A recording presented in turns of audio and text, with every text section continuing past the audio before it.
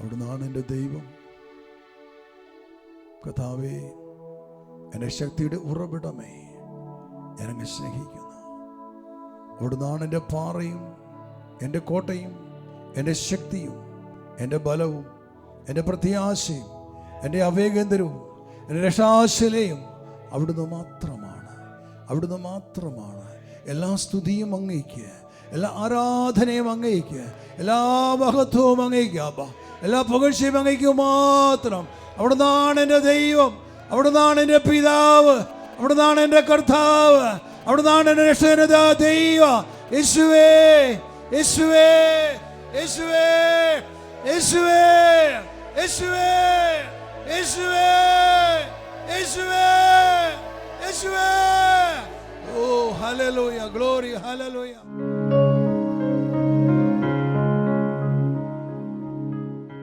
ജ്ഞാനം അനുഗ്രഹമാണ്. പരിശുദ്ധ അമ്മ അനുഗ്രഹമാണ്. പരിശുദ്ധ അമ്മയുടെ സാന്നിധ്യം വലിയ അനുഗ്രഹമാണ്. ഹല്ലേലൂയ. തിരുവനന്തപുരത്ത് വ്യക്തമായിട്ട് കാണുന്ന ഒരു സംഭവമാണ്. പരിശുദ്ധ മാതാവ് ഗബ്രിയേൽ ദൂതനിൽ നിന്ന് വചനം സ്വീകരിച്ചിട്ട്, പരിശുദ്ധാത്മാവിനെ സ്വീകരിച്ചിട്ട്, ദൂതന്റെ വെളിപ്പെടുത്തലനുസരിച്ച് തൻ്റെ ചാർച്ചക്കാരി എലിസബത്തിനെ കാണാൻ വേണ്ടി മാതാവ് പോവുകയാണ്. ലൂക്കായുടെ സുവിശേഷം 1-ാമത്തെ അധ്യായത്തിൽ 39 വചനമാണത്. ലൂക്ക 1:39. ആ ദിവസങ്ങളിൽ മറിയം യൂദയായിലെ മലമ്പ്രദേശത്തുള്ള ഒരു പട്ടണത്തിലേക്ക് തിടുക്കത്തിൽ യാത്ര പുറപ്പെട്ടു. അവൾ സക്കറിയയുടെ വീട്ടിൽ പ്രവേശിച്ച് എലിസബത്തിനെ അഭിവാദനം ചെയ്തു. മറിയത്തിൻ്റെ അഭിവാദനം കേട്ടപ്പോൾ എലിസബത്തിൻ്റെ ഉദരത്തിൽ ശിശു കുതിച്ചു ചാടി. എലിസബത്ത് പരിശുദ്ധാത്മാവ് നിറഞ്ഞവളായി. അവൾ ഉദ്ഘോഷിച്ചു, നീ സ്ത്രീകളിൽ അനുഗ്രഹീതയാണ്, നിന്റെ ഉദരഫലവും അനുഗ്രഹീതം. എൻ്റെ കർത്താവിൻ്റെ അമ്മ എൻ്റെ അടുത്തു വരാനുള്ള ഈ ഭാഗ്യം എനിക്ക് എവിടെ നിന്ന്? ഇതാ നിന്റെ അഭിവാദന സ്വരം എൻ്റെ ചെവികളിൽ പതിച്ചപ്പോൾ ശിശു എൻ്റെ ഉദരത്തിൽ സന്തോഷത്തിൽ കുതിച്ചു ചാടി. കർത്താവ് അരുളി ചെയ്ത കാര്യങ്ങൾ നിറവേറുമെന്ന് വിശ്വസിച്ചവൾ ഭാഗ്യവതി. ഹല്ലേലൂയ. ദൈവത്തിൻ്റെ വചനം ഹൃദയത്തിലേക്ക് സ്വീകരിച്ച് ആ വചനം ഉദരത്തിൽ മാംസം ധരിക്കുവാൻ തുടങ്ങി. അതിനെ മാംസം ധരിച്ച് ദൈവത്തോടെ യേശു ക്രിസ്തു പരിശുദ്ധ മറിയത്തിൻ്റെ ഉദരത്തിൽ ജന്മമെടുത്തു. ദൂതൻ പറഞ്ഞു, നിന്റെ ചാർച്ചക്കാരി എലിസബത്ത് വന്ധ്യയെ, അവൾക്ക് 6-ാം മാസമാണ്. പരിശുദ്ധാത്മാവ് മറിയത്തെ നയിക്കുകയാണ് എലിസബത്തിന്റെ ഭവനത്തിൽ, സക്കറിയയുടെ ഭവനത്തിലേക്ക്, യൂദയായിലെ മലമ്പ്രദേശത്തേക്ക്. തിരുവചനം പറയുന്നു, മറിയം സക്കറിയയുടെ ഭവനത്തിൽ പ്രവേശിച്ചു, എലിസബത്തിനെ അഭിവാദ്യം ചെയ്തു. മറിയത്തിന്റെ അഭിവാദന സ്വരം കേട്ടപ്പോൾ എലിസബത്ത് പരിശുദ്ധാത്മാവ് നിറഞ്ഞവളായി. അവൾ ഉദരശിശു സന്തോഷത്താൽ കുതിച്ചു ചാടി. ഹല്ലേലൂയ. ഇവിടെ ഒരേ പരിശുദ്ധ മാതാവിൻ്റെ ആ സാന്നിധ്യം, മറിയം കടന്നു ചെന്ന ദേശമാണ് യൂദയായിലെ മലമ്പ്രദേശം. അവിടെ പോയിട്ടുള്ളവരൊക്കെ അറിയാം, കണ്ടിട്ടുണ്ട് ആ സ്ഥലം. മറിയം കടന്നു ചെന്ന ഭവനം എന്ന് പറയും ഒരു കുന്നിൻ്റെ മുകളാണ്. സക്കറിയായുടെ പുരോഹിതൻ്റെ വീടൊരു കുന്നിൻ്റെ മുകളിലാണ്. അദ്ദേഹം ഒരു പുരോഹിതനായിരുന്നു, ഒപ്പം അദ്ദേഹം ഒരു കൃഷിക്കാരനുമായിരുന്നു, ധനാഢ്യനുമായിരുന്നു. അപ്പോൾ ഈ കുന്നിൻ്റെ മുകളിലാണ് ഇവരുടെ വീടിരിക്കുന്നത്. നാം ഈ കുന്നിൻ്റെ മുകളിലേക്ക് യാത്ര ആരംഭിക്കുമ്പോൾ, ഇപ്പോൾ അവിടെ ഇഷ്ടംപോലെ നടകളാണ് മുകളിലേക്ക്. പണ്ടുകാലത്തെ മാതാവ് ചെല്ലുമ്പോൾ നടയൊന്നും കാണില്ല, വെറും വഴി മാത്രം, കുത്തുകയറ്റമാണ്. ഈ കയറ്റം ആരംഭിക്കുന്ന സ്ഥലത്ത് ഒരു കിണറുണ്ട്. അതിൻ്റെ പേരാണ് മേരീസ് വെൽ, മേരിയുടെ കിണർ എന്നാണ് പറയുക. ഇപ്പോൾ അത് കൈകാര്യം ചെയ്യുന്നത്, ഇതിൻ്റെ ഉടമസ്ഥാവകാശം അത് മുസ്ലിങ്ങളുടെ കയ്യിലാണ് ഇരിക്കുന്നത്. പക്ഷെ അവിടെ ചില തീർത്ഥാടകർ അവിടെ പോയി കിണർ കാണുന്നു, വെള്ളം കുടിക്കുന്നു. ആ പേര് വന്നതിൻ്റെ കാരണം, ദൈവമാതാവ് സക്കറിയ പുരോഹിതൻ്റെ വീട്ടിൽ വന്ന് 3 മാസം അവിടെ താമസിച്ചിരുന്നു. എലിസബത്തിനെ ശുശ്രൂഷ ചെയ്യാൻ വേണ്ടി 3 മാസം. അപ്പോൾ അവിടെ താമസിച്ചിരുന്ന ആളുകളിൽ വെള്ളമെടുക്കാൻ വേണ്ടി മാതാവ് പോകേണ്ടിയിരുന്നത് ഈ താഴ്വാരത്തിലുള്ള കിണറ്റിലേക്കാണ്. അവിടെ ഒരു ഉറവയുണ്ട്, അവിടെ പോയി വെള്ളം എടുത്തിട്ട് വെള്ളം എടുത്ത് കുന്നിന് മുകളിൽ ചെല്ലണം. വലിയ കഷ്ടപ്പാടായിരുന്നു. അപ്പോൾ മറിയയുടെ സംസാര വിഷയമായിട്ട് മാറി. കാരണം സുന്ദരിയായ കന്യകയായ ഒരു പെൺകുട്ടി അവിടെ ഇങ്ങനെ ദിവസത്തോടെ വരുന്നു, വെള്ളം എടുക്കാൻ വരുന്നു. നാട്ടിലൊക്കെ ഒരു സംസാര വിഷയമായി എല്ലാവരും ശ്രദ്ധിക്കാൻ തുടങ്ങി. കർത്താവ് ദൈവം എന്തെന്നറിയാമോ? ഈ കുന്നിൻ്റെ മുകളിൽ സക്കറിയ പുരോഹിതൻ്റെ വീടിൻ്റെ മുറ്റത്ത് ഭൂമിക്കടിയിൽ നിന്നും ഒരു നീറുറവ പൊട്ടി പുറപ്പെട്ടു. ഇന്നും ആ കിണർ അവിടെ ഉണ്ട്. പരിശുദ്ധ അമ്മയുടെ പാദസ്പർശമേറ്റ ആ മണ്ണ് അത് അനുഗ്രഹിക്കപ്പെട്ടതായിട്ട് മാറി. ഹല്ലേലൂയ. ഭൂമിയിൽ വെള്ളം എന്ന് പറയുന്നത് ജീവനാണത്, അത് അനുഗ്രഹമാണ്. എത്രയിടങ്ങളിൽ മനുഷ്യർ കുഴൽ കിണർ കുത്തുന്നു, വെള്ളം കിട്ടുന്നില്ല. പക്ഷെ എത്രയോ ഭൂമിയിൽ വെള്ളമുണ്ടെങ്കിൽ ആ വെള്ളം അനുഗ്രഹമാണ്. നമ്മൾ പറയും മഴ പെയ്താൽ ഒരു അനുഗ്രഹമാണ്. ഇന്നലെ ദേശം മുഴുവൻ ശക്തമായിട്ട് മഴ പെയ്തു. വാസ്തവത്തിൽ ഞാനിങ്ങനെ വിശ്വസിക്കുകയാണ്, ഈ ധ്യാനം ഏറ്റെടുത്ത് ഇന്നലെ ഇവിടെ ധ്യാനത്തിൻ്റെ ശുശ്രൂഷകൾ ആരംഭിക്കുന്ന മണിക്കൂറുകൾ തുടങ്ങിയപ്പോഴേക്കും ഈ നാട് മുഴുവൻ ശക്തമായിട്ട് മഴ പെയ്തു. ഹല്ലേലൂയ.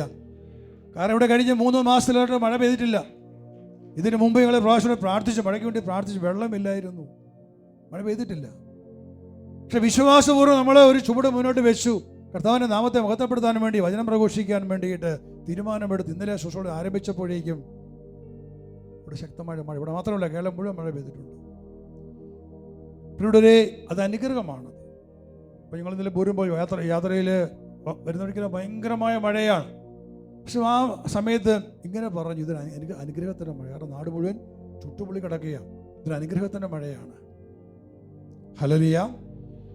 അപ്പോൾ തീർച്ചയായിട്ടും നല്ല മഴ, വെള്ളം, ഉറവ, ഇതൊക്കെ അനുഗ്രഹമാണ്.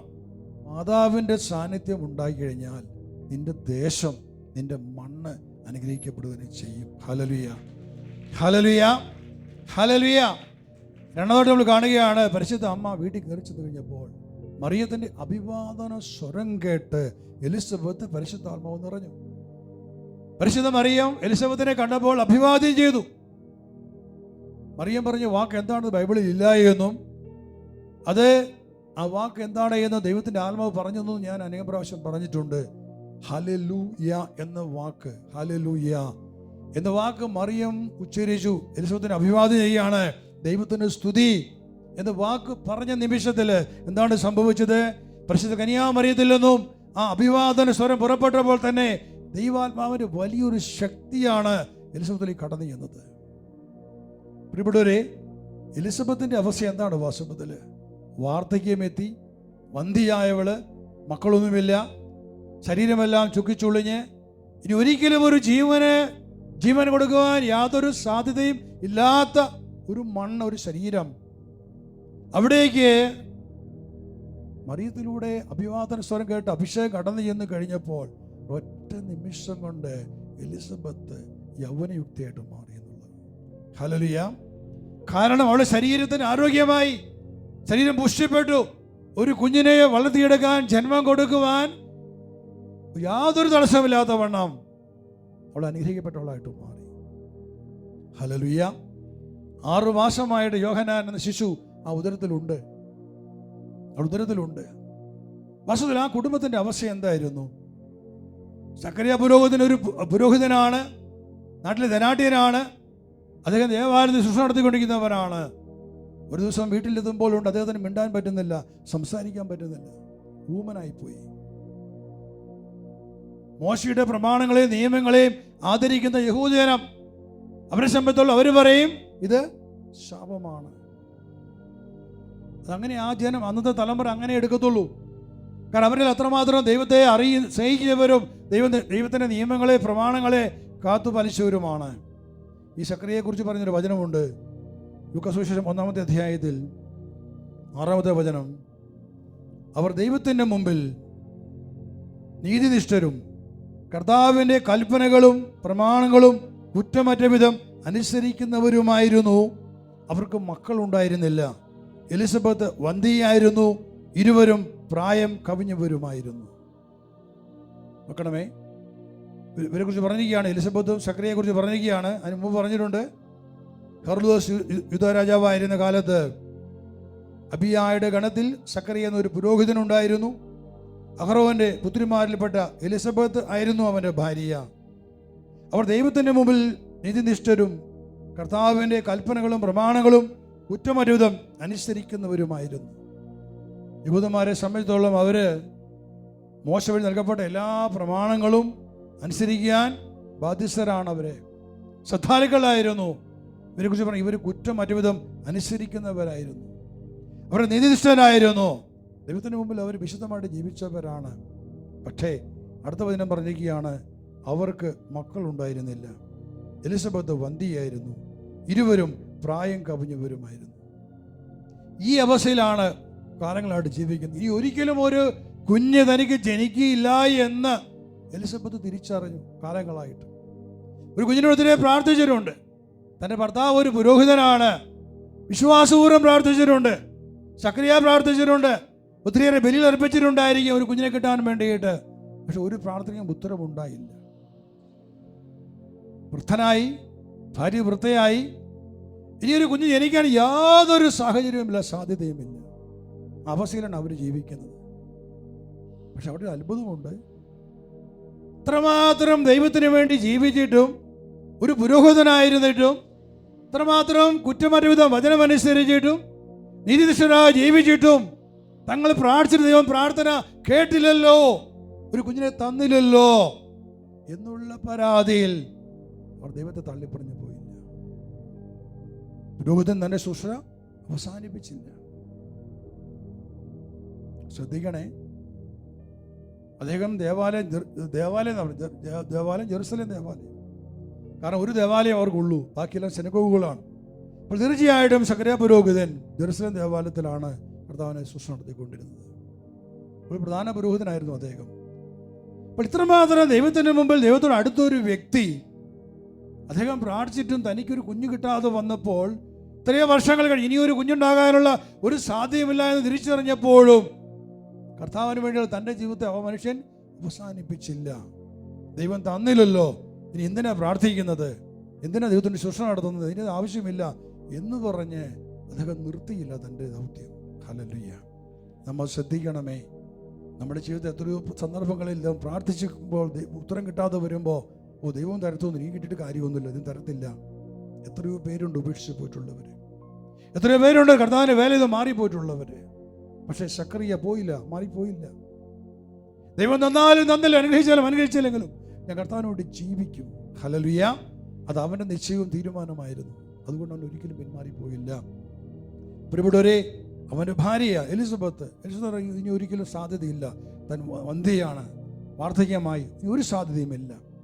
അപ്പോൾ ആ ഒരു സാധ്യമില്ലാത്ത സമയത്താണ് ഗബ്രിയേൽ ദേവദൂതൻ സക്കറിയയ്ക്ക് പ്രത്യക്ഷപ്പെടുന്നത്. അടുത്ത വചനം, 8-ാമത്തെ വചനം. തൻ്റെ ഗണത്തിന് നിശ്ചയിക്കപ്പെട്ടിരുന്ന ക്രമമനുസരിച്ച് ദൈവസന്നിധിയിൽ ശുശ്രൂഷ നടത്തി വരവേ പൗരോഹിത്യ വിധിപ്രകാരം കർത്താവിൻ്റെ ആലയത്തിൽ പ്രവേശിച്ച് ധൂപമർപ്പിക്കുവാൻ സമർപ്പിക്കാൻ സക്കറിയയ്ക്ക് കുറി വീണു. ധൂപാർപ്പണ സമയത്ത് സമൂഹം മുഴുവൻ വെളിയിൽ പ്രാർത്ഥിച്ചു കൊണ്ടിരുന്നു. അപ്പോൾ കർത്താവിൻ്റെ ദൂതൻ ബലിപീഠത്തിൻ്റെ വലതുവശത്ത് നിൽക്കുന്നതായി അവന് പ്രത്യക്ഷപ്പെട്ടു. അവനെ കണ്ട സക്കറിയ അസ്വസ്ഥനാവുകയും ഭയപ്പെടുകയും ചെയ്തു. ദൂതൻ അവനോട് പറഞ്ഞു, സക്കറിയ, ഭയപ്പെടേണ്ട, നിന്റെ പ്രാർത്ഥന കേട്ടിരിക്കുന്നു. നിന്റെ ഭാര്യ എലിസബത്തിൽ നിനക്കൊരു പുത്രൻ ജനിക്കും. നീ അവൻ യോഹന്നാൻ എന്ന് പേരിടണം, നിനക്ക് ആനന്ദവും സന്തുഷ്ടിയും ഉണ്ടാകും. അനേകർ അവൻ്റെ ജനനത്തിൽ ആഹ്ലാദിക്കുകയും ചെയ്യും. കർത്താവിൻ്റെ സന്നിധിയിൽ അവൻ വലിയവനായിരിക്കും. വീഞ്ഞോ മറ്റു ലഹരി പാനീയങ്ങളോ അവൻ കുടിക്കുകയില്ല. അമ്മയുടെ ഉദരത്തിൽ വെച്ച് തന്നെ അവൻ പരിശുദ്ധാത്മാവിനാൽ നിറയും. ഇസ്രായേൽ മക്കളിൽ വളരെ പേരെ അവരുടെ ദൈവമായ കർത്താവിലേക്ക് അവൻ തിരികെ കൊണ്ടുവരും. പിതാക്കന്മാരുടെ ഹൃദയങ്ങളെ മക്കളിലേക്കും അനുസരണമില്ലാത്തവരെ നീതിമാന്മാരുടെ വിവേകത്തിലേക്കും തിരിച്ചുവിടാനും സജ്ജീകൃതമായ ഒരു ജനത്തെ കർത്താവിന് വേണ്ടി ഒരുക്കുവാനും ഏലിയായുടെ ചൈതന്യത്തോടും ശക്തിയോടും കൂടെ അവൻ കർത്താവിൻ്റെ മുമ്പേ പോകും. സക്കറിയ ദൂതനോട് ചോദിച്ചു, ഞാനിത് എങ്ങനെ അറിയും? ഞാൻ വൃദ്ധനാണ്, എൻ്റെ ഭാര്യ പ്രായം കവിഞ്ഞവളുമാണ്. ദൂതൻ മറുപടി പറഞ്ഞു, ഞാൻ ദൈവസന്നിധിയിൽ നിൽക്കുന്ന ഗബ്രിയേലാണ്. നിന്നോട് സംസാരിക്കുവാനും സന്തോഷകരമായ ഈ വാർത്ത നിന്നെ അറിയിക്കുവാനും ഞാൻ അയക്കപ്പെട്ടിരിക്കുന്നു.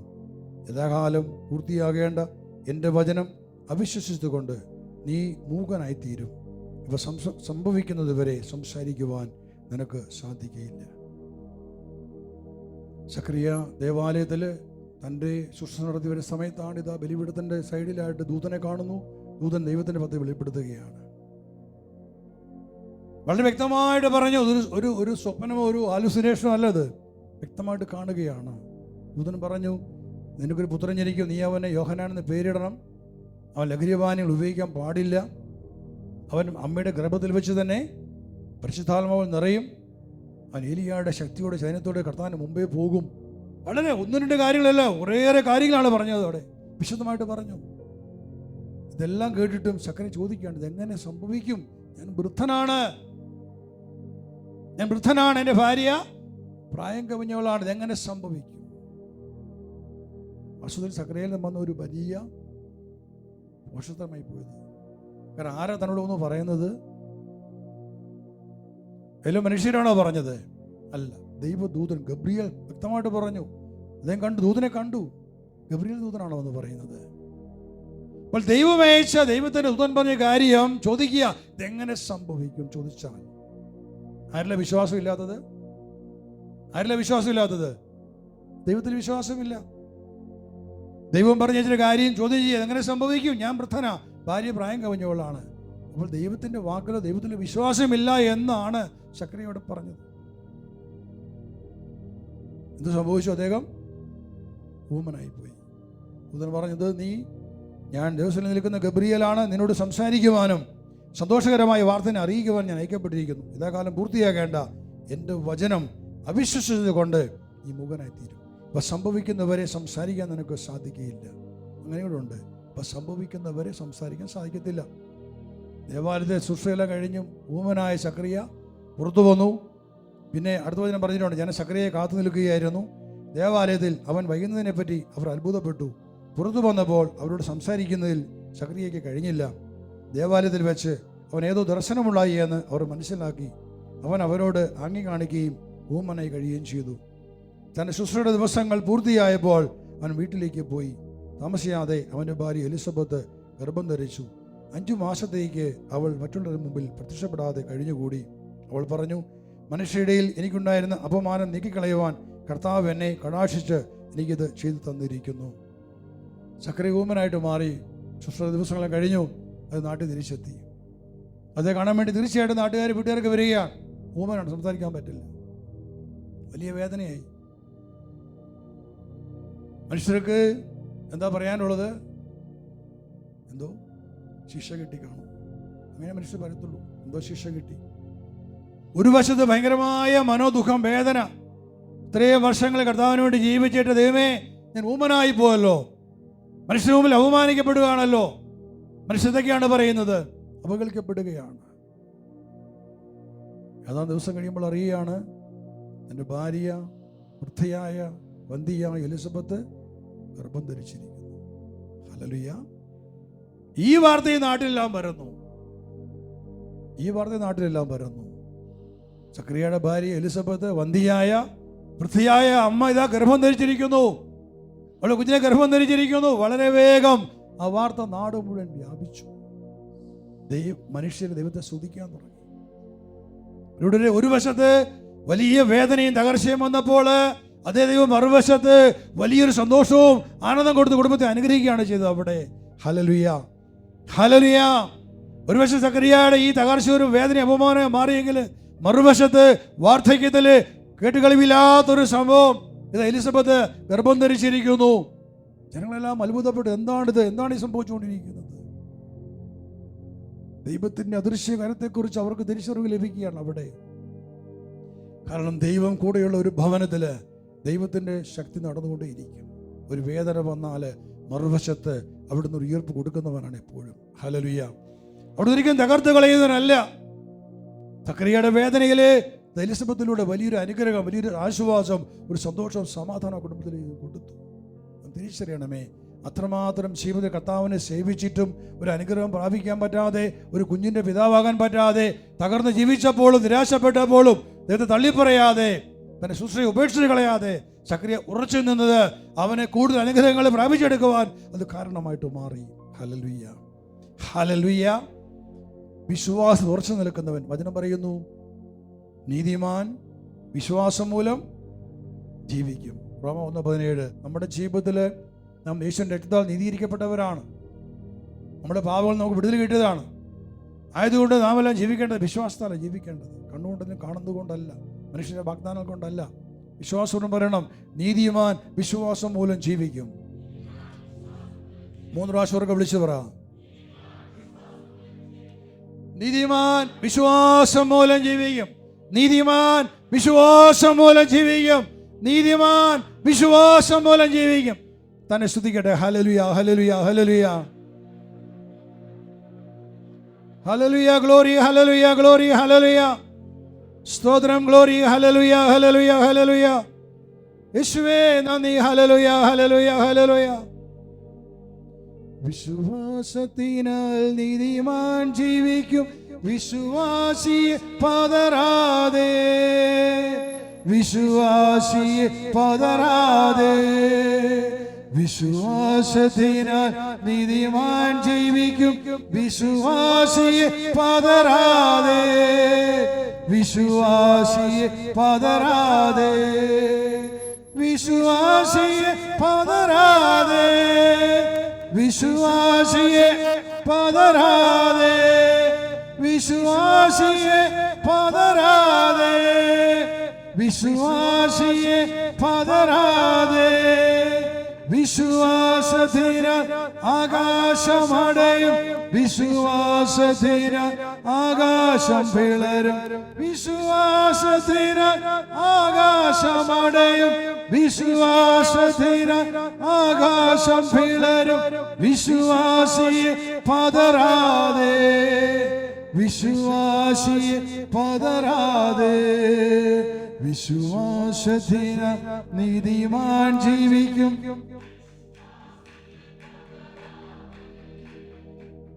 വിശ്വാസിയെ പതറാതെ.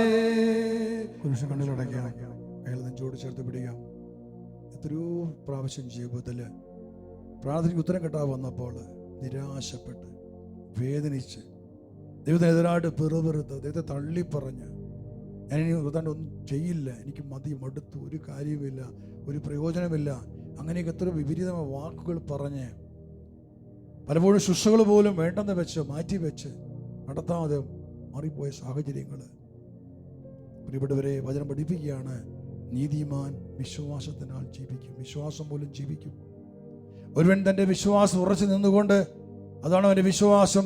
അനുഗ്രഹിച്ചാലും അനുഗ്രഹിച്ചില്ലെങ്കിലും, കിട്ടിയാലും കിട്ടിയില്ലെങ്കിലും ഞാൻ എൻ്റെ കർത്താവിന് വേണ്ടി ജീവിക്കും, ഞാൻ എൻ്റെ കർത്താവിന് വേണ്ടി ഞാൻ ജീവിക്കുമെന്ന് കുറച്ച് തീരുമാനമെടുത്തുകൊണ്ട് എന്തെല്ലാം പ്രതിബന്ധങ്ങൾ വരുമ്പോഴും അതിലേക്ക് നോക്കി വീണു പോകാതെ കർത്താവിനെ നോക്കി അവിടുത്തെ പ്രത്യാശ അർപ്പിച്ച് ജീവിക്കുന്നവൻ്റെ ജീവിതം അനുഗ്രഹത്തിൻ്റെ ജീവിതമായിരിക്കും. നിരാശപ്പെടുന്നവൻ ഒരിക്കലും അനുഗ്രഹം പ്രാപിക്കാൻ സാധിക്കത്തില്ല.